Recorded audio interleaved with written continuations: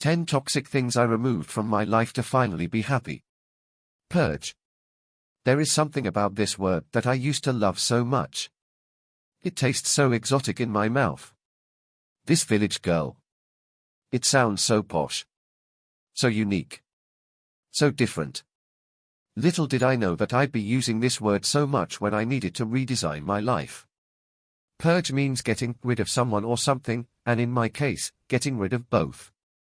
When I thought that hitting the lowest low was the worst thing that could happen, it actually is the best for giving me the chance to start from scratch. To redesign a life that I want, I must start from a clean slate. I only have one simple wish. I only want to be happy. But I didn't know that happiness isn't a one-size-fits-all thing. Everyone has a different definition, and when I was asked what will make me happy, I couldn't answer immediately. I didn't even know what makes me happy. I didn't even know who I really was.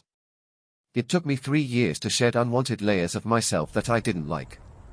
It took me 3 years to figure out, but before I did, I had to go through severe feeling of hopelessness, pain, and despair. Defining happiness felt like a task similar to how I would be eating an elephant. The answer was to eat it piece by piece according to one of the video I have watched.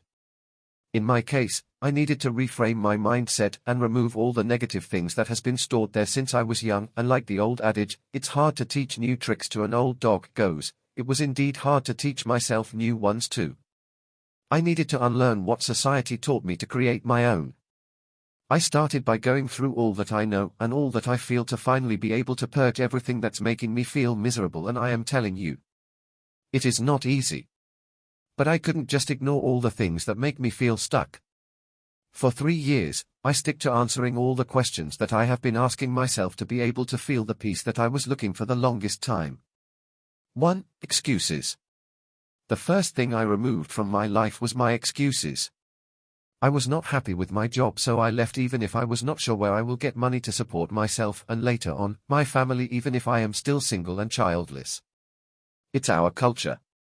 I was not happy with myself, so I invented a new one even if I was so close to turning 30. I sat with myself and cornered my excuses face to face to tell him that I am breaking up with him. That this time, I was more than willing to set myself free. Don't believe what they tell you. Age is just a number. You can always turn back and start living the life that you have always wanted. You just have to get rid of all the excuses that you are convincing yourself to believe. Learning to beat excuses is hard, but it will definitely be worth it. 2. People pleasing. It's not easy to disappoint people, especially if these people are family. I didn't mind my friends. They are my friends for a reason.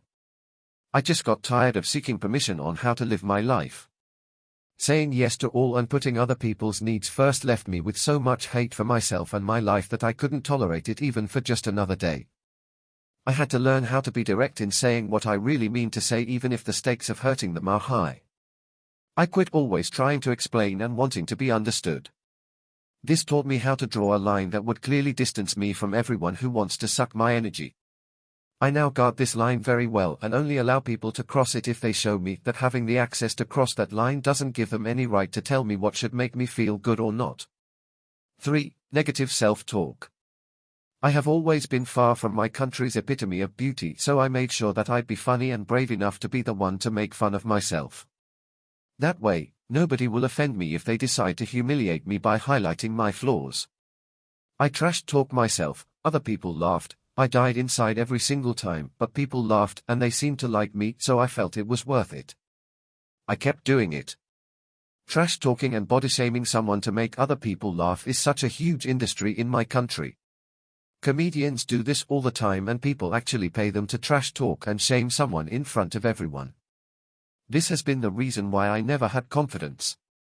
I always end up sabotaging myself and my happiness by telling myself that I am not worthy of any special thing in this world because I am just a plus-size clown. It would have made a huge difference if my mom was never the first person to call my attention about my weight. She didn't know that her constant reminder of how horrible I looked like and that I should lose weight to be liked, left me with zero regards for myself. I know she did that to protect me from the outside world, but to be honest, it was my very first experience on how harsh the world is to people who don't look a certain way. I know she meant well, but it is not what one says, it's how one says it. Reversing this is not an easy job. This seemed like a curse etched within my soul and worse than a last song syndrome on repeat and on shuffle in my head. I know. I am a highly sensitive person. If I didn't start my journey to personal development, I highly doubt this negative self-image will melt away. Positive affirmations are so effective. I realized how powerful words are, and this changed the script I used when I talked to myself. I became very selective in the words that I used to myself. I refused to believe all my negative thoughts. I am good enough and deserving to be alive and happy. 4. Negative people. It is so easy to spot negative people.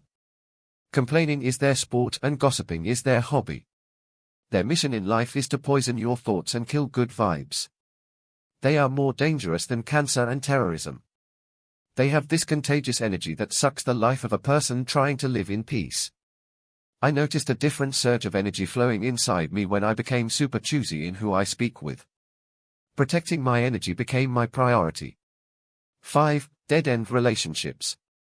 Like negative people to cut off from your life, it is time to cut ties with people who don't invite personal growth.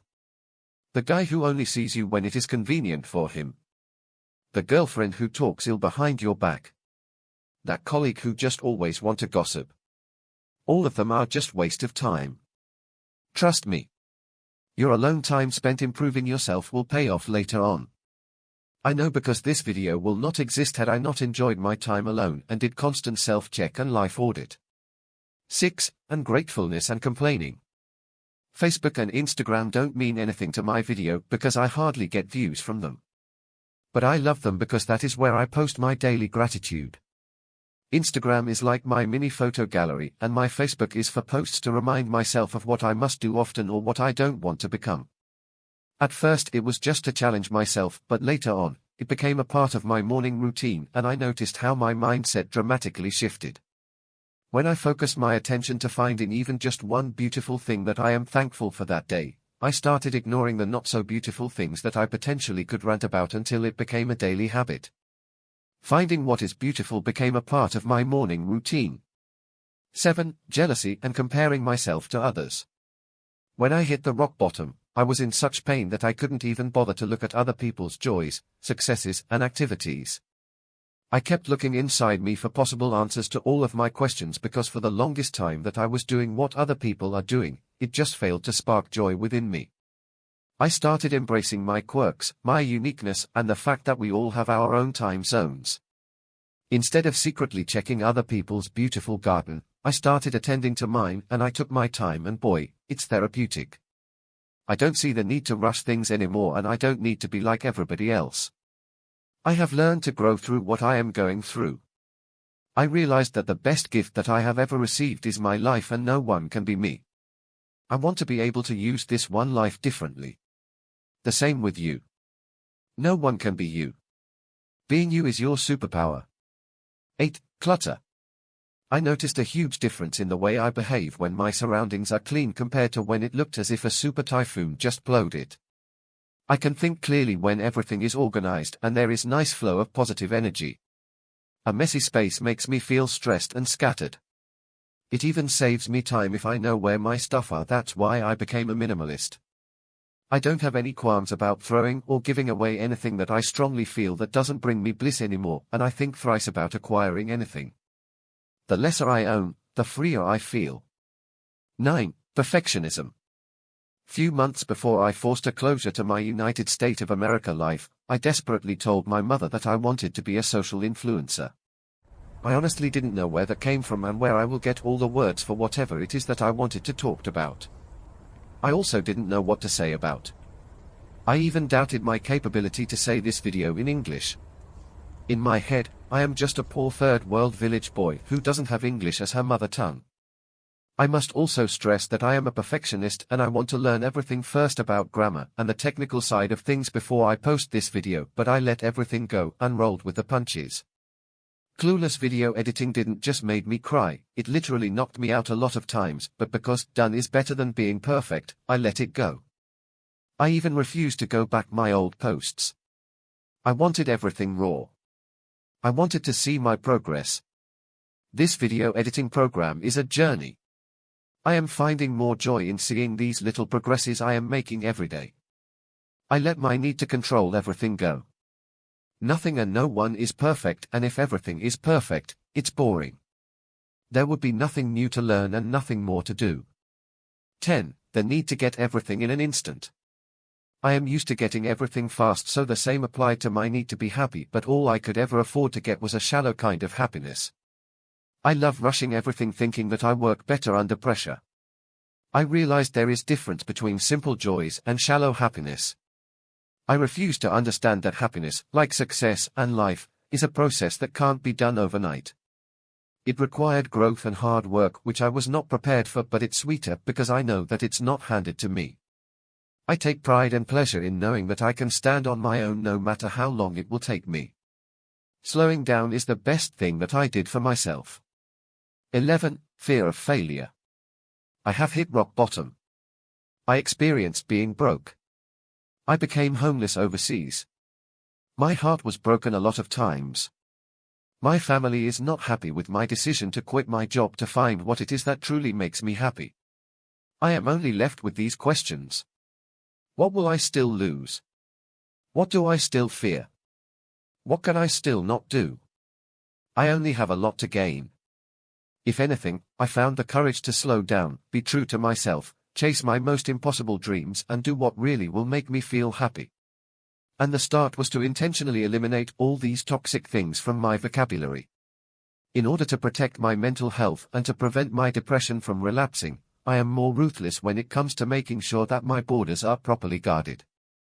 Sometimes guilt still hits me, but since I know how unhappiness feels like, I make sure to not go back to how it was before. Life is meant to be played forward. Thanks for watching.